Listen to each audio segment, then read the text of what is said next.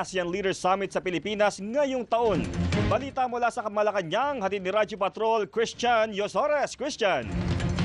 Jeff, itutuloy pa rin ng Pilipinas ang pagdaos sa nakatakdang Leaders Summit ng Association of Southeast Asian Nations o ASEAN sa darating na Mayo. Ito ang nilinaw ni Pangulong Marcos Jr. sa harap ng mga panawagan na ipagpaliban muna ang hosting at mga aktibidad ng ASEAN Summit sa bansa para makatipid ang pamahalaan dahil sa epekto ng nangyayaring giyera sa Middle East. Sa ambush interview sa Silang Cavite, sinabi ng Pangulo na kinonsulta muna niya mga kapwa ASEAN leaders na nagkasundo namang ituloy ang pagdaos ng Leaders Summit para mailatag ang mga hakbang na maaaring gawin ng rehiyon sa epekto ng giyera.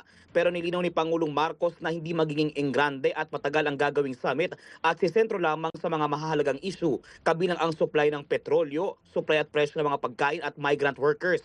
Ayon kay Pangulong Marcos, sa ngayon ay tuloy pa rin ang isa pang nakaschedule na ASEAN Summit and related meeting sa Nobyembre, pero muli anyang kukonsultay ng mga kapwa lider sa Setyembre o Oktubre. Kailangan talaga sa panahon na ito ay makapag-usap kami mga leader upang malaman natin kung what do we do in the future, what do we do for the rest of the year, what do we do, how can we help each other, and what is the ASEAN position regarding all of these shocks that are coming our way. So, at yan ang balitang kumpirmado, sigurado, ito ang Radyo Patrol, Christian Yosores, DZMM. Maraming salamat, Christian Yosores.